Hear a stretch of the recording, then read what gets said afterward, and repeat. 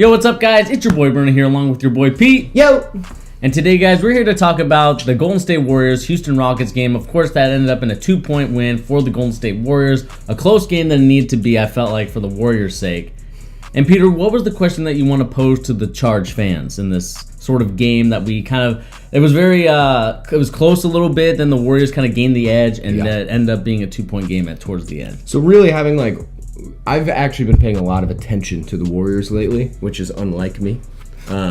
Because I know that usually come playoff time they'll put it together, right? Right. But I feel like the chemistry this season is really just not there. You know, and we were saying this kind of the same thing last season, and really we were right then too, because had it not been for the atrocious performance in Game 7 by the Rockets would have been the champion last year. The Warriors did not win Game 7 last year. The Rockets lost Game 7. But I feel like a lot of the chemistry issues this season have carried over, and almost even more so, like they've kind of been magnified a little bit, like with the whole Kerr and Draymond situation that just took place. There's no way he didn't say what he said. Yeah, like for sure. He can say all day that the lip readers are wrong. He said what he said about Draymond. The thing is, I'm sure they all say those kind of things to each other sometimes. You know, it's a very volatile locker room because you have so many personalities. But I do feel like with the distraction that is KD's upcoming free agency, you have not only that, but then a major distraction in the form of DeMarcus Cousins, right? And then just Draymond Green's overall play in his contract situation, Clay's contract situation. There's a lot of things I think the Warriors have on their mind besides just basketball this season. So my question is, having barely scratched out a win against the Rockets, who in all accounts did not play very well, they were very, very inefficient for most of the game, especially PJ Tucker, who's easily their third most important player, had a terrible game. He was pretty solid on defense. Yeah, 3 points, 1 assist, 2 rebounds. That's just not going to cut it. Yeah, for a guy one for 7 from the field. It was, and he missed some open shots too. Even if he had hit, like there was one in the first quarter where he was completely wide open. If he had hit that, that's the game right there. You know, they would have won by 1. But my question to you is, do the Warriors, more so than any year before, have something to worry about going into the playoffs? And really, like, do you think it's as easy of a ride to the finals as people are making it out to be for them? Well, I mean, it kind of just goes back to teams like the the Bulls and the Lakers when they were trying to go for their three-peat. Of course, there's stuff that, circulates, relationships ruined. I mean, that's just the thing that happens when you're with the team for so long, especially guys like Draymond, Curry, and Thompson, who have been there since the rebuilding process and then finally getting to the mountaintop and beating the Cavs in 2015. Absolutely. You know that this stuff is going to happen. It's just inevitable. I mean, Kobe and Shaq had it happen.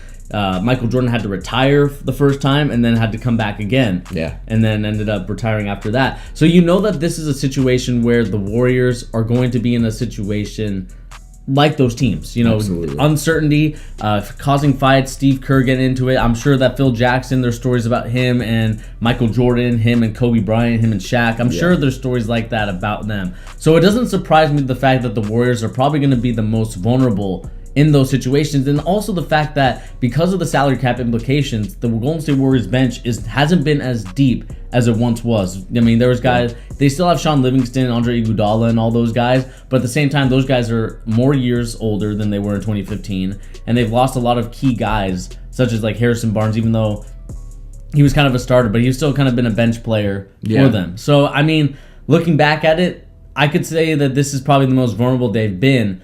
But I'm not sure that the Houston Rockets, even though they played an amazing game last night, I don't think that they're the team that the Golden State Warriors should be worried about. Yeah. I mean, my question is, like, not necessarily my question, but my observation is, like, a lot of their, and I would classify these guys as, like, superstar role players. Like, Draymond is the ultimate superstar role player. But then Iggy, too. And then Sean Livingston, all three of those guys have not been good this season. Like, consistently. Right. Iggy's been all right, in stretches. But Sean Livingston has definitely not been the off-the-bench player he has been in years before. And Draymond has genuinely been downright terrible this year. From, like, just, it seems like from the locker room perspective, the chemistry perspective, and then on the play, which is the thing, like, on the court play, I should say, and, like, leading the team to success. He's just not the guy he was 3 years ago. Yeah. You know, even that series that they lost in 2016 against the Cavs, he was probably their most important player for 3 of those 7 games. One of those being the game he didn't play, because they would have won that game probably had he been there. So my thing that I am so curious about is like with Draymond being in such it seems like a fragile mental state. Like he gets so upset about everything. I mean, mind you, that's Draymond's like gimmick, right? But I wonder if they get down in a series, right? Like let's say they come up against OKC in round 2. OKC takes a 2-1 lead. I don't think that they can count on the leadership of Draymond anymore. I wouldn't be able to. So that begs the question of like, can you turn to KD? Probably not. As the leader of the team, probably not. Or Steph or Clay, right? But even like Clay has been pretty inconsistent this year too.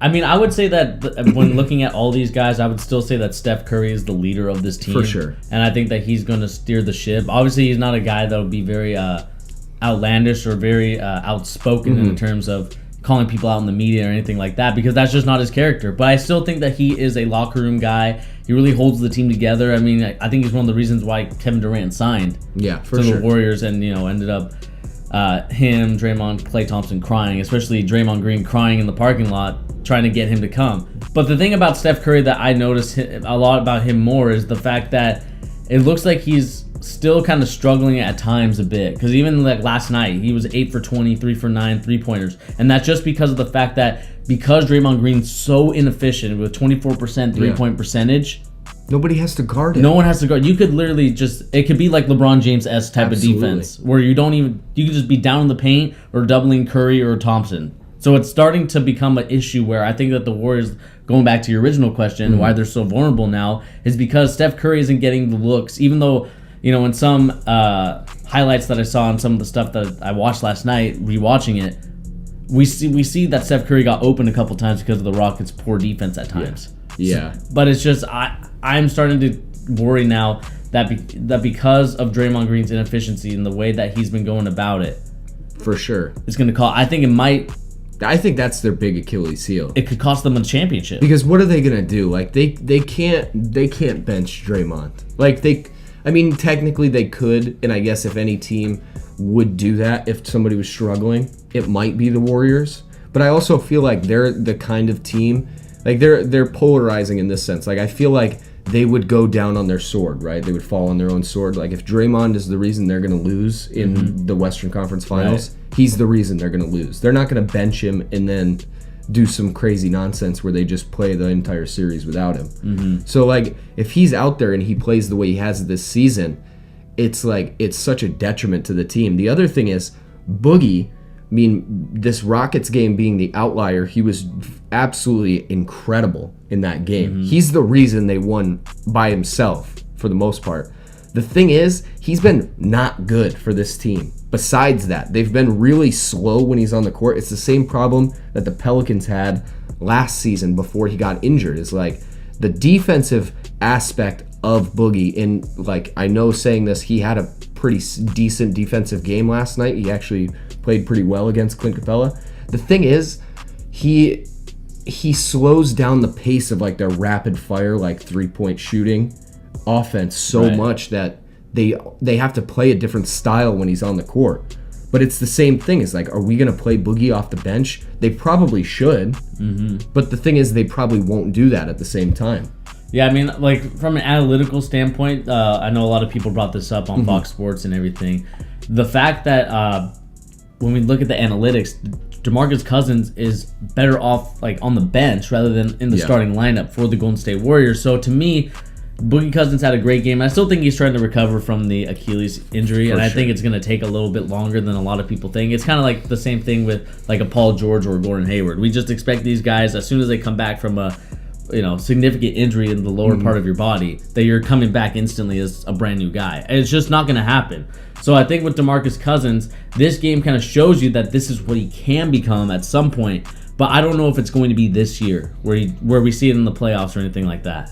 Yeah, and my last point, and this is the reason that if I was a Warriors fan, I'd be slightly more concerned than I had been in the last few years to go into the playoffs.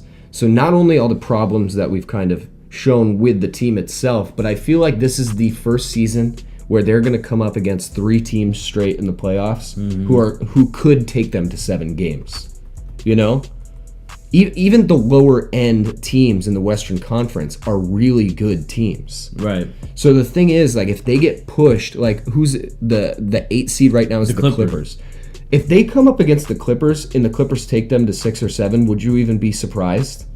I mean, I wouldn't be, because I know that a guy like Montrezl Harrell, I know I keep raving about this guy a lot. Gives them mad problems. But the energy is just there, and I just think that that'll kind of propel the Clippers and the Warriors game to go in a competitive series. They can't guard Lou Williams either. Yeah, I mean, it's not going to be obviously, we've seen instances of the Lakers, especially in their 3rd repeat. I'm talking about the 2000-2003 Lakers. We saw that the Lakers, when they struggle a little bit in their 3rd season for the repeat, they ended up going like 15-1 or whatever it was. Absolutely. The thing that I would say is the fact that this Warriors team has played so many minutes for the last 5 years. Like, it's constantly Western Conference Finals. Even when they lose to the Cavs, like, they're still playing to a Game 7 in the finals, So these guys have put an immense amount of minutes on themselves. So if they end up getting a little unlucky, and let's say they match the Clippers first, and then it might even be like the Rockets or Thunder in the 2nd round or somebody like that, you could play 14 games before you're even in the Western Conference Finals. And that is the point where I would say, like, the Warriors could just kind of, like, they could crumble, hypothetically, because if you're not just coasting through and destroying guys, because that's what they did in the playoffs last year. They completely roasted the first 2 teams they played, right? I don't even think they lost a game in the first 2 rounds of the playoffs. And then they went to the Rockets in the Western Conference Finals, and they, like I said earlier, they probably should have lost that series. So I think, like, if you have 2 really tough series, it just drains your spirit, You might not feel as confident going into a Western Conference Finals against a young, hungry team like the Nuggets would, Yeah, I mean, I still have my cause for concerns with the Denver Nuggets. I think that even though they're a very good team, and I think that they have obviously played their butts off this season with Jokic and Murray, and I can't even remember the next guard's name. Gary Harris. I mean, a lot of them. I mean, they've been playing very well, but they just kind of remind me of I would honestly say the Raptors of last year. Interesting. If I had to compare them, I would say they're like OKC in like 2009. The only reason why I say that they're the Raptors of last year is because they are unproven yet. They haven't really proven anything yet to the league in terms of playoff experience. It's great that they have a 44-22 record, and I know that we've called them our most surprising team a couple years back, and even this year. But I still think that they are so unproven still that I need to see them in the playoffs first before I can make my judgment. Because last year, they barely, they got out by the Timberwolves in a play-in game. Yeah, essentially that's what it was. So I still have my, hesitations about the Nuggets. I think they're going to be a great team.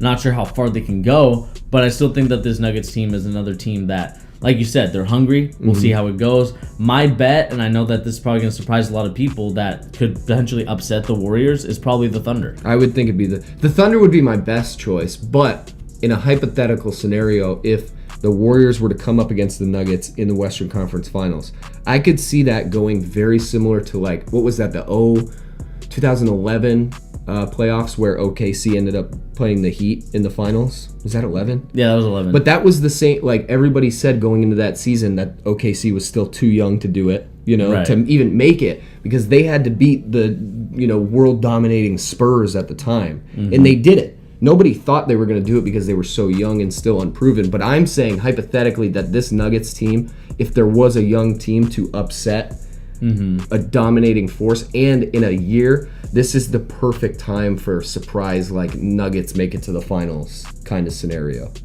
I'm just throwing it out there because there is something to be said about young guys in the playoffs not being as good. Like, that's proven. Historically. It's always the case, even though you had guys like Jaylen Brown and Tatum kind of break that mold last year.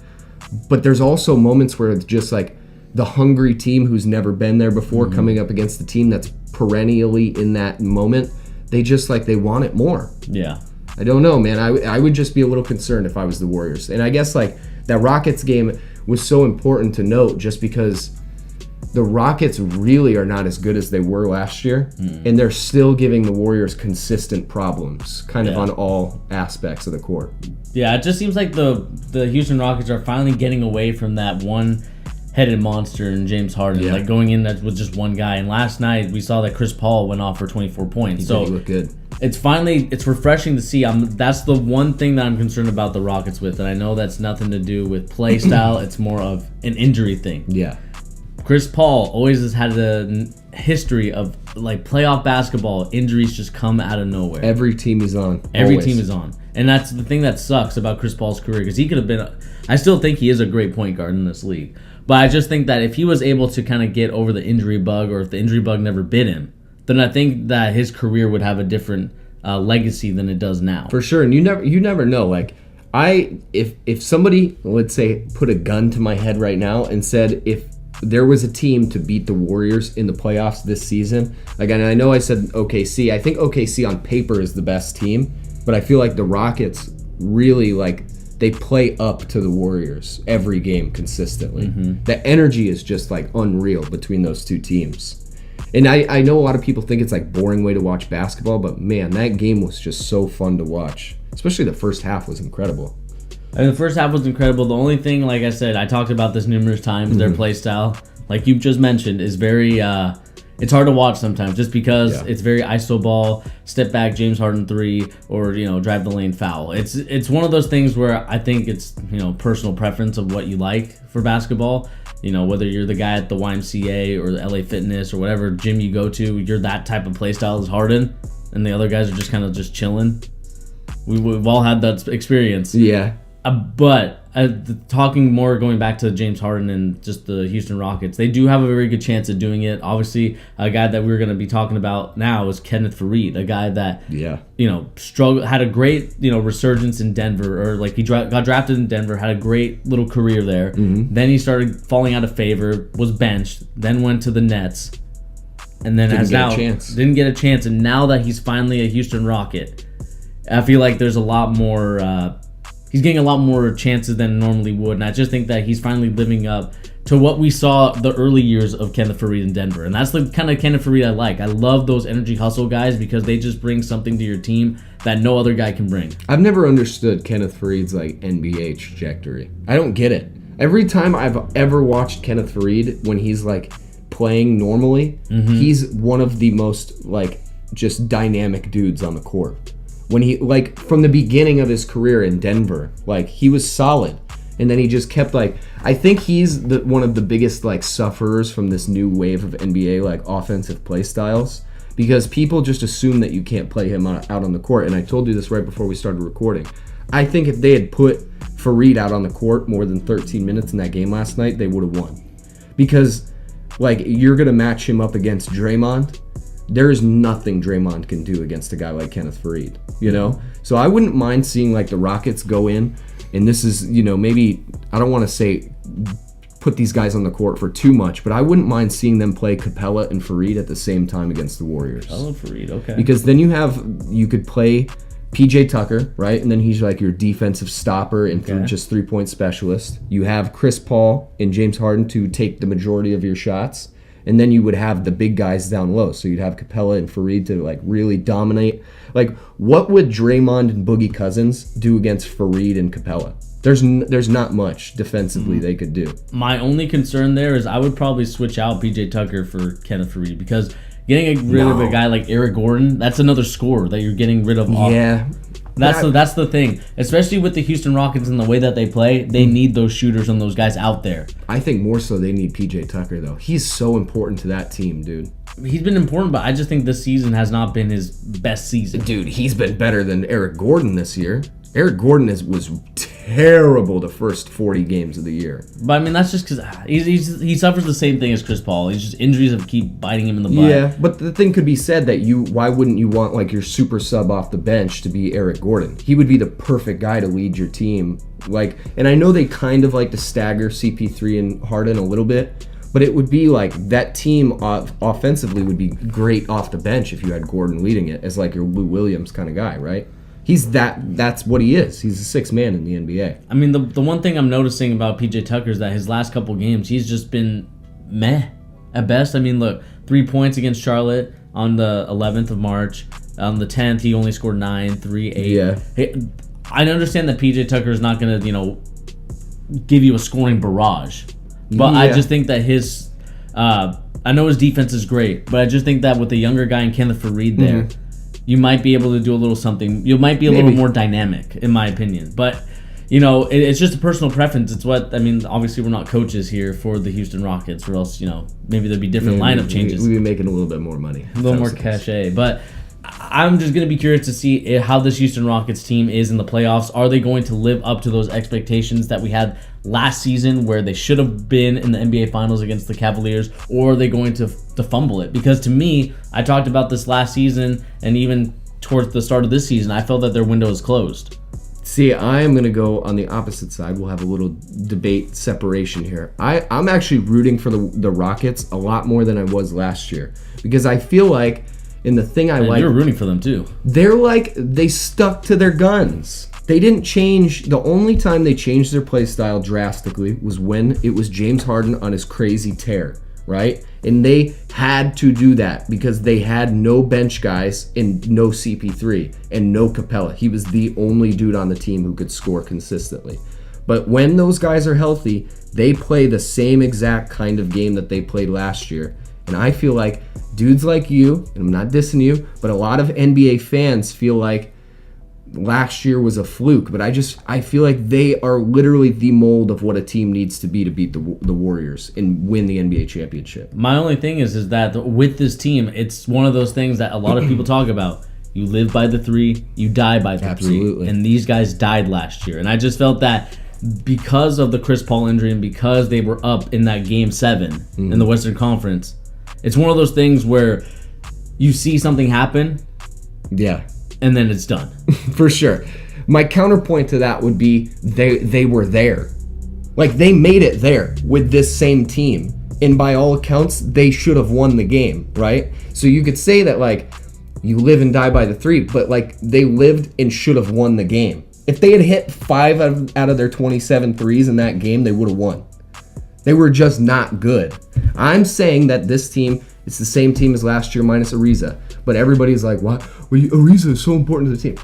But Ariza barely plays on the Wizards. Get him out of here, I mean, the thing that almost counts for is horseshoes and hand grenades. That's the thing. Like, I understand that, the Rockets were close. They were almost there. But almost doesn't count in the NBA. It's how you finish it and how you become an NBA championship or get to the NBA Finals. And the Houston Rockets, missing 27 threes, didn't change their play style one. If they would have just even said, you know what, James Harden, go to the line, see if you can. Because I understand that they changed the calls for Harden in the playoffs and when they do regular season.